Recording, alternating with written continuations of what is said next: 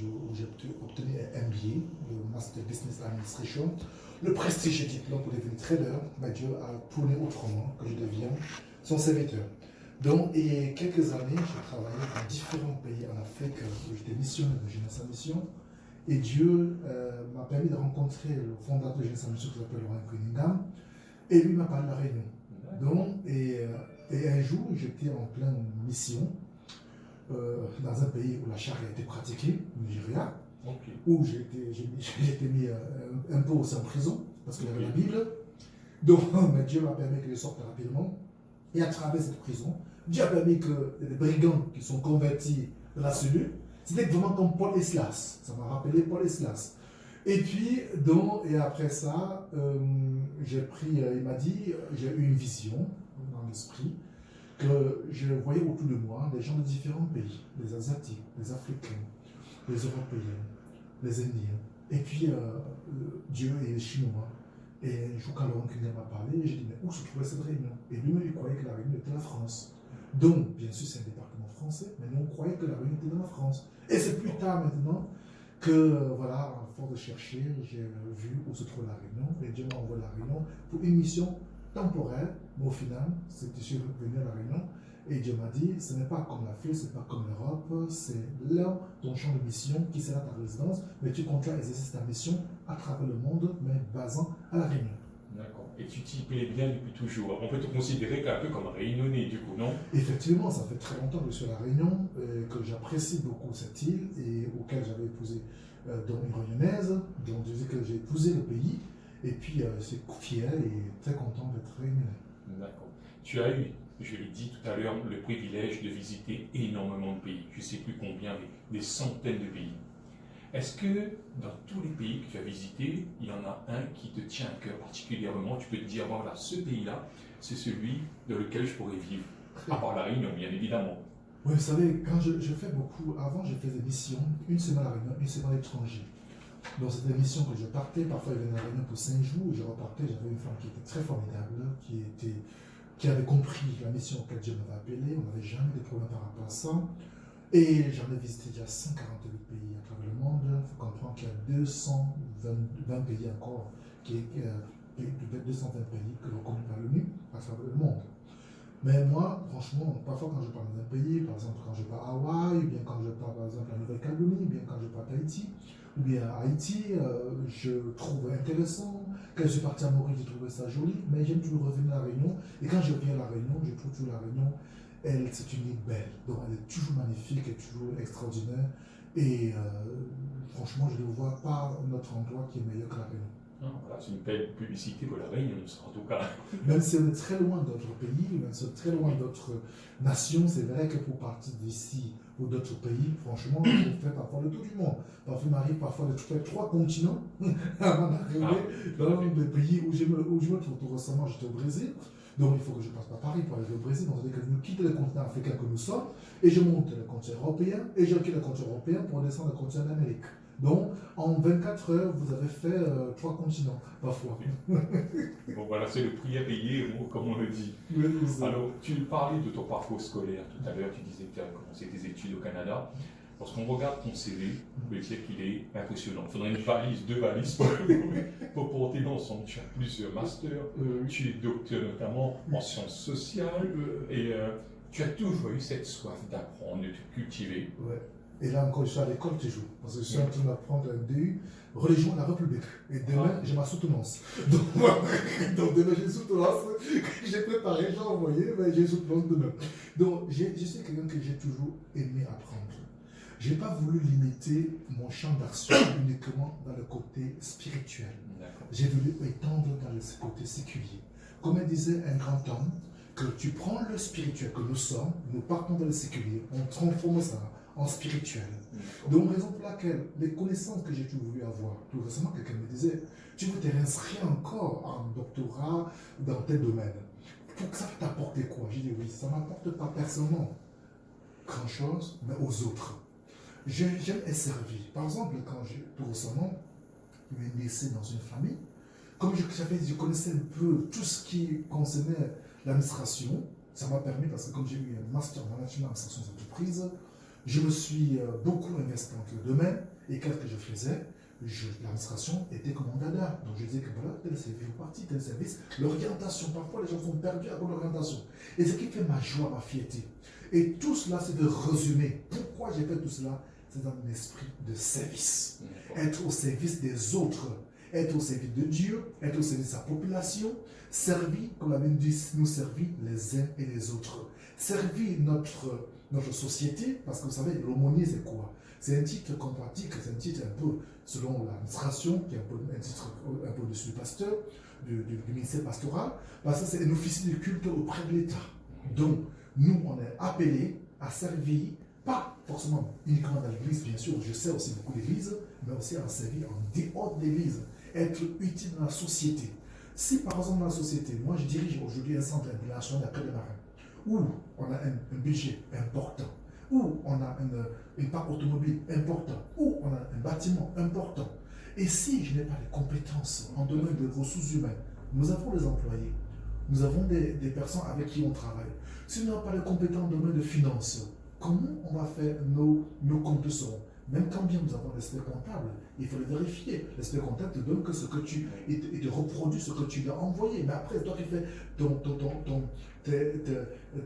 analytique, donc tout ce qui est la comptabilité analytique, c'est toi qui le fais après. Donc, c'est pourquoi j'ai dit, Seigneur, donne-moi cette capacité de pouvoir aller apprendre encore l'école, de comprendre. Mais Jimmy comprend que pour arriver à là, j'étais le dernier de la classe, hein. Quand j'étais. J'allais te poser la question. On imagine bien que tu as dû affronter des obstacles et des difficultés pour arriver à là. Je ne pense pas que c'était un parcours lisse et linéaire. C'était très difficile. Vous savez, je suis dans une famille où la famille était illettrée. Mon père ne savait ni lire ni écrire. Mon maman ne savait pas ni lire ni écrire. Je me souviens souvent, ma maman rentrait du champ, elle se mettait, la pauvre maman, devant, elle a encore vivant, Dieu merci, elle se mettait devant, elle disait, tu vas lire maintenant. Je lisais du charabia. Je disais que maman est partie au champ, elle est rentrée avec un parcours de bois. Maman disait, bien ça mon fils. Mais ce n'était pas ça que je lisais. Je voulais que. Et maman était là, fatiguée, elle s'endormait, et j'ai fait mon livre. J'étais le dernier de la classe. Donc jusqu'au jour que j'ai rencontré le Seigneur dans ma vie, et c'est là que ma vie a transformé. J'ai dit, Seigneur, tu es un Dieu d'intelligence. Donne-moi l'intelligence. Pas pour me servir, mais pour servir les autres. Et vous savez, quand vous demandez sincèrement à Dieu, Dieu vous donne. Donc, et de celui qui était dernier de la classe, j'ai eu un bac avec mention. Pourquoi? Mais parce que Dieu a transformé ma vie. Et aussi, j'ai compris que ma destinée n'était pas destinée à l'échec, à la pauvreté, à la souffrance. Nous avons été, j'ai le Père, le Fils, le Saint-Esprit, j'ai tout pour réussir. Et quand j'ai compris que par la foi et que tout ce que j'ai pour réussir, je me suis donné cohérent. Et non seulement ça, vous savez, Dieu encourage le travail. Et c'est tellement important. Le travail n'est pas une punition, mais c'est quelque chose voulu par Dieu. Et lorsque nous sémons, nous récoltons. Et on centuple. Tu sèmes un, tu récoltes 100 fois, nous dit la Bible. C'est un encouragement en tout cas pour toutes les personnes qui nous écoutent, qui veulent peut-être reprendre leurs études et qui doutent et qui n'ont pas forcément se disent bon, je n'ai pas cette capacité. C'est vrai que tu as un exemple vivant que Dieu bénit et que Dieu enrichit également. Et parfois, dans certains masters que j'ai obtenus, par exemple quand je faisais un master en ressources humaines, c'était les cours du soir. Je m'étais inscrit dans le prestigieux école de l'IAE de La Réunion. Donc je faisais les cours du soir. Je faisais 17h, 20h, tous les jours pendant 18 mois. Il y a aussi un sacrifice. Mais après, on est content, on savoure. Il y a écrit. Parfois, je suis quelqu'un que littéralement, français, c'est pas trop mon truc. Parce que je suis plus anglophone que francophone. À l'époque, quand je venais en France, je ne parlais pas beaucoup, moi, le français. C'est sur le tas comme ça. Il faut apprendre, rechercher. C'est ça que ça permet de pouvoir ouvrir son esprit. Et vous savez, je peux seulement dire, je ne peux que rendre gloire au Seigneur aussi. Et Dieu, tous les fois, comme je peux dire, ce jeune qui est venu donner deux poissons et 5 pains, Dieu a multiplié, il a nourri des milliers de personnes. C'est ce que nous devons donner, notre talent. Et Dieu multiplie. Mais comme tu le dis, Dieu donne, mais nous devons nous mettre aussi en action, le travail est important. Exactement. Est-ce que lorsque je t'écoute, je pense forcément, tu parles de servir, tu as tout cela pour servir les autres, servir la population, et c'est vrai que tu es un homme de service. Est-ce que tu as pensé ou tu as certainement été déjà sollicité à faire de la politique? Oui, plusieurs fois. Vous savez, c'est à cause de plusieurs fois déjà. Mais J'ai tout dit, c'est pas là où Dieu m'a appelé, mais j'ai pris pour ces hommes politiques. Ça, c'est sûr et certain, j'ai pris tous les jours pour nos hommes politiques, même jusqu'à notre président de la République. On n'en parlons pas, nous prions pour Sa Majesté, donc les fois, et nous prions pour. C'est important de prier pour notre nation, pour les hommes politiques, donc c'est pas le chemin où Dieu m'a placé. J'ai été aumônier des hommes d'affaires plusieurs années avant de devenir aumônier des gens de mer aujourd'hui. Dieu a permis que je connaisse un peu ce milieu, comment ça fonctionne. Je me suis immergé dans le milieu pour pouvoir comprendre et savoir comment pouvoir apporter les aides. Mais rassurez-vous que chaque fois que les élections arrivent, soyez sollicités, mais j'ai dit toujours que j'ai pris pour vous. Et cette année encore, j'ai été sollicité même pour la région, mais j'ai dit aux personnes que non, ma place est servie, je veux cette indépendance spirituelle et continuer à vous servir d'une façon indirecte. Tu as un rapport aussi particulier avec l'Angleterre. Je crois savoir que tu as déjà rencontré la reine d'Angleterre d'ailleurs. Oui, 2 fois, parce que la dernière fois, c'était le 25 avril 2018, où on avait eu les 200 ans de l'aumônerie maritime, dont vous savez tout ce qui est en Angleterre, la reine est toujours la patronne, parce que je suis aussi britannique, donc c'est une grâce de Dieu, pour cette différente nationalité. Et puis, donc, j'ai été choisi parmi autant de personnes pour pouvoir faire la prière en français et en anglais. Et ce qui était marrant, c'est qu'ils ont plus aimé la prière en français. Je ne sais pas s'ils comprennent même. Ils ont dit que c'était très bien la prière en français. Donc c'était vraiment une opportunité de pouvoir côtoyer, bien rencontrer ces personnes avec qui nous travaillons déjà, parce que c'est notre patron dans notre recommandation. On écrit des patrons, c'est notre patron. Mais en même temps, on sait que c'est la patronne humaine que nous pouvons voir, mais notre célèbre patron, c'est le Seigneur Jésus qui nous a confié cette mission. Mais comme nous aussi, on respecte la hiérarchie.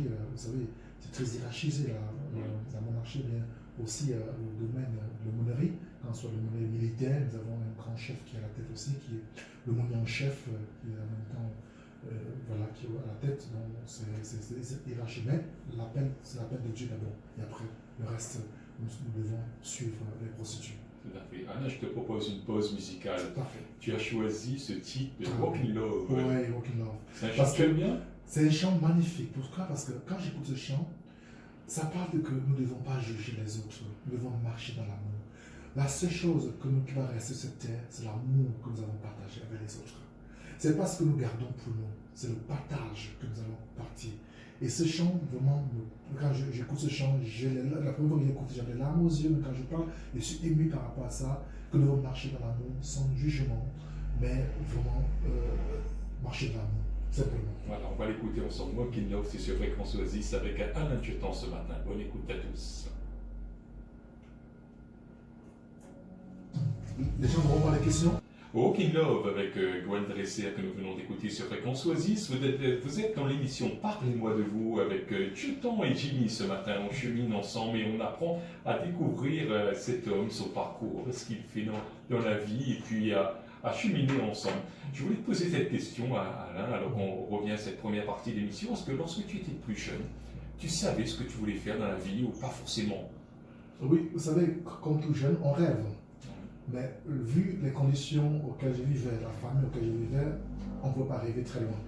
Parce qu'on savait que... Moi, j'ai rêvé un jour d'être pilote. Mais sauf que, vous savez combien ça coûte, même dans une famille un peu qui a les moyens, c'est très difficile et c'est les grandes études. Mais le rêve s'est arrêté très vite parce que je suis né dans une famille extrêmement pauvre. Ma mère était pauvre, mon père était pauvre, mon oncle, tout.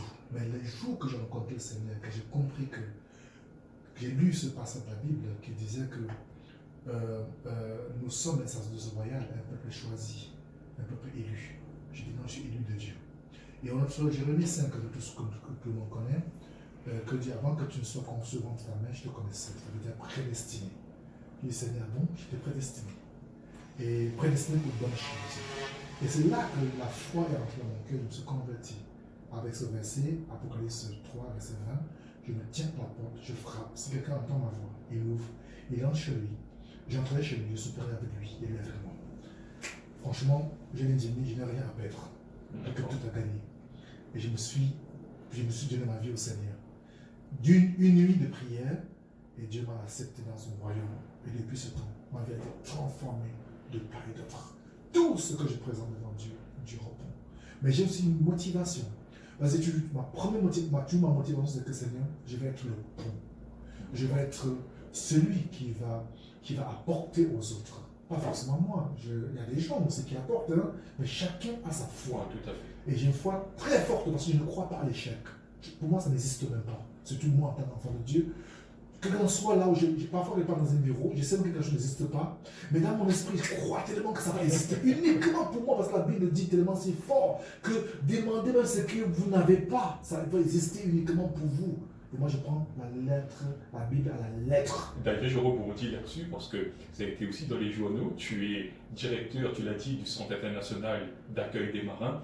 Et tu t'es énormément mobilisé, notamment dans la recherche de fonds. Tu t'es débrouillé pour mettre en place ces structures. Il a fallu lever des centaines de milliers d'euros. Ouais. Et qu'est-ce qui t'a amené d'ailleurs à t'investir autant dans ce centre et à ouvrir ce centre? Un jour, c'était une vision, quelqu'un m'a appelé, il m'a dit Alain, tu peux venir, est-ce que tu veux venir travailler avec nous dans le centre marin? J'ai dit oui, à condition que Jeunesse à Mission me donne l'accord. Je fais partie de Jeunesse à Mission, on est très disciplinés dans notre mission. Et puis, je dis à Jeunesse à Mission, qu'est-ce que vous pensez par rapport à l'hommellerie? Il me dit pas de problème. Et j'arrive au centre, je vois une maison délabrée, une maison, voilà, je dis, voilà, première chose que je vais montrer que tu peux construire cette rebâtie. C'est comme la construction du mur du temple, et avec Néhémie. Et puis, Dieu a mis des hommes et des femmes qui ont contribué. C'était un projet de 700 000 euros. On a fait qu'un crédit dedans. On a levé un fonds de 700 000 euros. Je me souviens même l'État. Dieu m'a permis d'avoir des personnes importantes dans la société qui ont embrassé le projet, mais ils ne pensent pas que c'est à cause de moi, c'est à cause du Seigneur. L'Église aussi catholique a contribué aussi. Je vous dis des choses, parce que le terrain nous a été donné. Donc ça nous a facilité, on avait un apport du terrain déjà. Et puis quand j'ai écrit le projet, et dans une 3-4 pages comme ça, et partout où j'ai passé, il y avait des promesses. Premièrement, c'est l'Angleterre qui a commencé à faire des promesses, de grosses promesses. Ils n'ont jamais visité le centre, ils m'ont donné 200 000 euros sans jamais visiter le centre aujourd'hui. Ils faisaient confiance. Mais qui peut donner cette confiance? Ce n'est que le Seigneur. Ce n'est que Dieu qui peut permettre cette confiance. Et on a construit le bâtiment, mais les médias étaient aussi là. Je vous assure qu'il y avait des médias qui parlent de ce centre depuis le départ, et ça permettait de lever les fonds. Aujourd'hui, on n'a aucun crédit et le centre tourne à merveille. On a inauguré le centre en 2018, non 2008, 2008, et on est très content, le centre tourne bien. On a amélioré, on a diversifié notre activité, et comme aussi au port, on a autofinancé aussi maintenant, hein, parce qu'au port, on n'avait pas j'avais aussi pensé à long terme, que j'avais fait une étude de faisabilité de 25 ans. Comment je vais tourner le centre pendant 25 ans? Ça aussi encourager nos bailleurs de fonds de pouvoir investir. Parce que beaucoup disaient que je te donne l'argent, mais ne viens jamais me voir pour demander le fonctionnement ou bien l'équipement. Ne vous inquiétez pas, il n'y aura pas de problème. Mais quand ils ont vu que j'ai levé 700 000 euros de fonds, tout le monde a donné un coup de main. D'accord. D'ailleurs, ton travail a été reconnu, ton investissement au niveau des marins. Je dis, on te voit régulièrement à la télé, pas plus loin que la semaine dernière, cette semaine également, avec ce bateau qui était au large de la Réunion. Tu as été fait chevalier de l'ordre du mérite maritime. C'est le préfet, l'ancien préfet Dominique Sauvin de mémoire qui t'a remis cette distinction. Est-ce que ça t'a fait plaisir? Est-ce que c'était une reconnaissance du travail accompli? Oui, je ne m'attendais pas. Vous savez, pour avoir cette distinction, c'est une distinction très prestigieuse dans le domaine maritime. Il faut avoir au minimum 20 ans de service au milieu maritime. Donc, et du coup, c'était une surprise. Je ne sais pas, un administrateur des affaires maritimes, ou bien c'est le préfet même qui a fait la demande, parce que le préfet, Félix Sorin, quand il était à la Réunion, de 3 ans qu'il a passé la Réunion, chaque année il venait au centre. Mais il faut comprendre qu'avant lui, il y avait un ancien préfet, d'autres préfets tous les préfets sont passés à la Réunion. Depuis le début du centre, l'inauguration en 2008, tous les préfets ont mis pied, sont venus au centre. La quasi-totalité des élus, quand c'est le président de la région, le département, quand ce soit les députés, quand ce soit les sénateurs, tous sont venus dans ce centre-là. Parce que chaque année, on organise une grande journée la journée internationale, la journée mondiale des gens de mer, où on invite des autorités pour venir passer cette journée, cette matinée ensemble et pour faire valoir l'activité maritime, sachant que la Réunion ne fonctionne pas. Donc c'était vraiment, elle ne peut pas fonctionner sans l'activité maritime. Donc c'était vraiment quelque chose d'impressionnant. C'était même pas ça, c'était au-delà de la médaille de mérite maritime, mais c'était aussi de voir les gens, les politiciens de tous bords, les pasteurs de tous bords, et les différents personnalités qui sont venus se jouer au centre pour passer du temps ensemble. Et c'est là aussi que beaucoup de choses se passent, et les problèmes se résolvent aussi.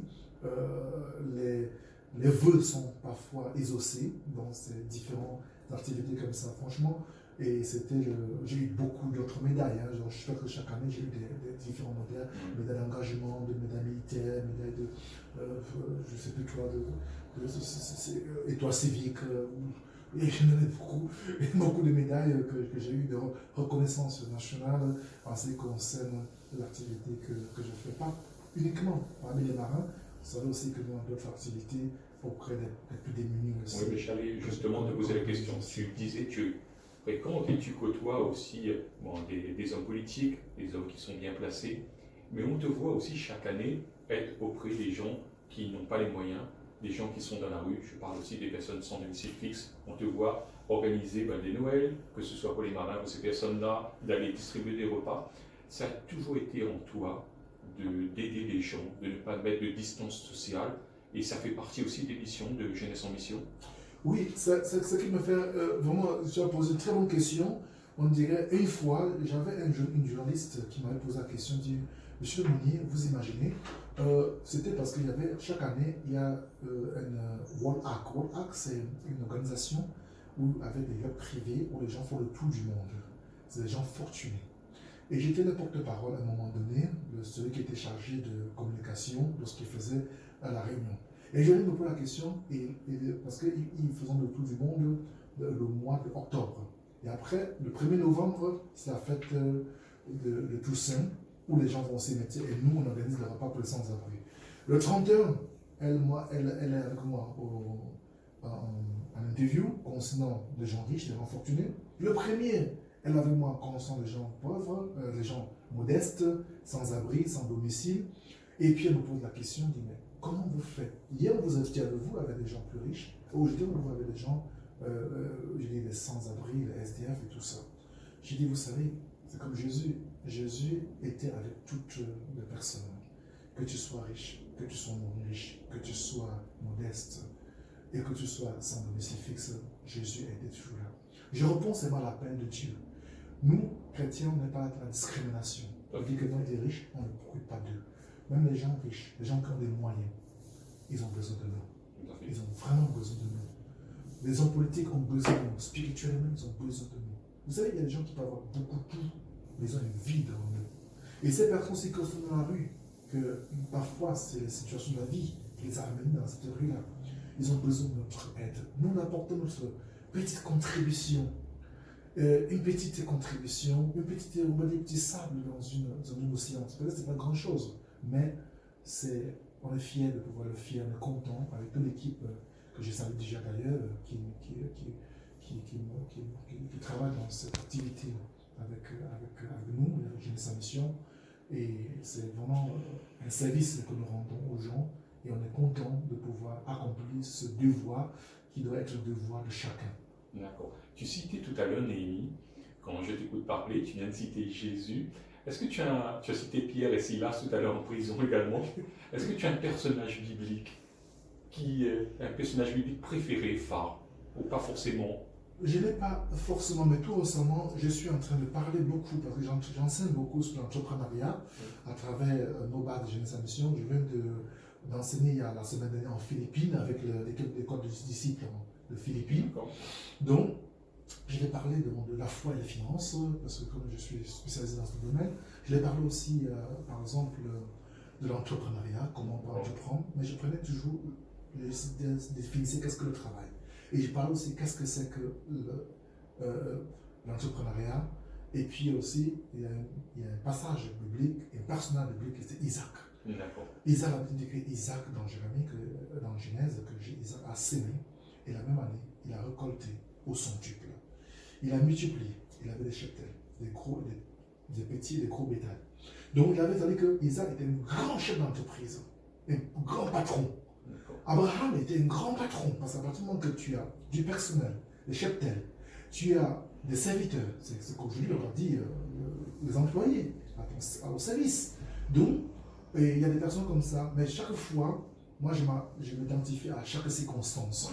Si je suis comme j'étais à un moment donné, à cause de ma foi, j'ai fait quelques jours en cellule, parce que j'avais la Bible, ce que la référence qui était venue, c'était pendant Islas en prison, l'expérience qu'ils ont eue et comment Dieu a agi par rapport à ça. Si je suis dans le domaine d'investissement, je parlerai, je ferai comme Isaac.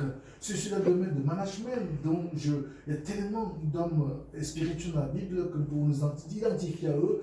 Et puis, comme dans la mission, où parfois aussi je suis confronté à différents dangers. Je me dis, je pense à Paul, lorsqu'il voyageait en bateau dans différents lieux et que le Seigneur était toujours dans la protection. Donc, j'utilise toujours différents, il n'y a pas un personnage phare que l'autre, mais j'utilise toujours des personnes par rapport aux circonstances auxquelles je me trouve. On avance un petit peu, Alain. Est-ce que tu peux nous parler de tes prochains défis? Qu'est-ce que tu n'as pas encore fait que tu souhaites faire? Oui. Je ne sais pas si c'est une question à laquelle tu as réfléchi ou pas. Franchement, je n'ai pas réfléchi parce que chaque fois, parfois, je dis Seigneur, j'ai d'après que tout fait, mais avec le Seigneur, n'a jamais tout fait. Il y a toujours des nouvelles choses qui arrivent. C'est comme dans le monde d'entreprise, il y a l'innovation, il y a la diversification. On diversifie l'activité, comme nous sommes fait au foyer des marins. Avant, on avait les cabines téléphoniques. Aujourd'hui, à un moment donné, on a eu des cabines chez nous au foyer. Après, les cabines, c'était pas un truc qui. On avait des cartes où les marins pouvaient utiliser. Aujourd'hui, on a les routeurs. Et après ça, les routeurs qu'on appelle les modems que les marins puissent se connecter. Après, on a changé dans autre chose. Donc, la vie spirituelle aussi, la diversification avec le Seigneur. Le monde évolue. Aujourd'hui, avant, on prêchait, on écrivait nos coups, nos prédications à la main et tout ça. Aujourd'hui, on peut le saisir, on peut même le dicter et ça s'écrit tout seul. Donc, on évolue en fonction de la situation de notre société, mais en même temps, en restant dans notre domaine spirituel et bénéficier de tous les avantages comme la radio, comme tout cela, que j'apprécie énormément cette radio Fréquence Oasis. C'est vraiment pour le travail que vous faites et que moi je pense que moi, quand tu as prié pour vous aussi et quand tu as vous soutenu que sur le plan spirituel, aussi le plan matériel et financier, que cette radio puisse perdurer, parce que c'est un élément important pour notre société et qui fait du bien aux âmes, bien aux personnes. Donc les défis, vraiment, je n'ai pas de challenge en tant que tel à relever, mais c'est que chaque jour de la vie, c'est toujours le challenge. Le fait d'être utile pour, par exemple, la situation des marins qui avaient fait 2 ans dans le bateau, c'était un challenge, je n'avais jamais vu ça. Au départ, il semblait être comme une montagne devant une grosse société qu'on ne peut même pas voir. Mais Dieu est toujours le même souverain. Et quand il commence quelque chose, il arrive à l'accomplissement. Je suis content aujourd'hui que ce marin a pu rejoindre la maison. Mais au départ, il semblait être quelque chose de très difficile, un challenge. Mais chaque fois, je peux seulement dire, tout ce que parce que tout ce que nous on fait, ça ne doit pas être construit dans le sable. Sur le sable, comme on avait dit, sur le roc, c'est Jésus. Et avec Jésus, tout est possible. Tout à fait. Quand tu regardes ton parcours, tu disais que tu étais au Cameroun, jeune Jean, tu regardes un peu en arrière, en feedback, tu es content de ton parcours aujourd'hui, du chemin parcouru, de ce que tu as accompli également? Dis-moi moins de choses. Je ne peux pas, mes enfants peuvent te dire, même je ne peux pas passer une journée, un instant dans ma vie sans dire merci Seigneur. Quand c'est dans une voiture que je peux rouler avec, quand c'est dans une cuillère que je peux manger avec, quand c'est un vêtement que je peux porter sur moi, quand soit l'eau que tu m'as offert ce matin, un café. Il y a des gens qui n'ont pas ce café. Donc, il y a des gens qui n'ont pas cet esprit de reconnaissance. C'est reconnaissant parce que ce matin, tu m'as proposé 2 choses. 3 même. Tu m'as demandé un café, l'eau pétillante et l'eau normale. Pour les autres, c'est normal. Pour moi, c'est un miracle. Pour moi, la vie de tous les jours, c'est le miracle de Dieu. Parce que je peux choisir l'eau pétillante. Il y a des gens qui n'ont pas cette opportunité de choisir cette eau pétillante, qui n'ont pas les moyens. Et chaque fois, je rends gloire au Seigneur. Et c'est là que j'ai dit aussi que je n'oublie pas ceux qui sont dans ce moment de difficulté. C'est vrai que la Bible dit que parmi vous, il y aura toujours aussi des pauvres, mais nous devons apporter notre part de contribution. Et quand je vois mon parcours, là où je viens, ce que ma destinée avec, sans Dieu et ma destinée avec Dieu, je rends gloire au Seigneur à chaque instant de ma vie. Amen. C'est vrai que c'est important. On va terminer avec cette question, Alain. J'aimerais savoir, à titre personnel, est-ce qu'il t'arrive de t'ennuyer? Est-ce que tu as des loisirs? Et j'aimerais juste te poser cette question, peut-être qu'elle est incongrue. Est-ce que tu aimes la pêche? Oh non, non. La pêche, ça demande beaucoup de patience et beaucoup de temps perdu pour moi. Bon, les gens aiment la passion, tout ça, mais mon loisir, c'est le travail. Donc, le loisir, si je ne travaille pas, je m'ennuie. D'accord. Ça, c'est mon loisir. Donc, chacun a son loisir autrement. Ceux qui vont à la plage, ceux qui vont à la mer, ceux qui vont à la montagne. Je fais des randos. Même quand je randonne, je fais régulièrement des randos. Même quand je randonne, je travaille. J'ai des coups de fil à faire, j'ai des trucs à passer. C'est ça mon loisir. C'est ça. Le travail pour moi, c'est un super loisir. D'accord. C'est quelqu'un qui dort beaucoup, pas forcément. Je m'occupais facilement. Donc, il peut même faire des micro-sommeils. C'est une grande capacité que Dieu m'a donnée. Pas parce que j'ai un statut de militaire ou bien comme dans nos formations, on a eu ça. Mais quand je me couche vraiment, je dors profondément, mais je me lève très tôt le matin. 3 heures, 4 heures, c'est debout. Je n'arrive pas à faire la grasse matinée. Je n'y arrive pas. D'accord. Alain, en tout cas, ça a été un plaisir de te recevoir sur les ondes de Fréquence Oasis. J'espère qu'on aura encore l'occasion de te recevoir parce que tu as encore plein de choses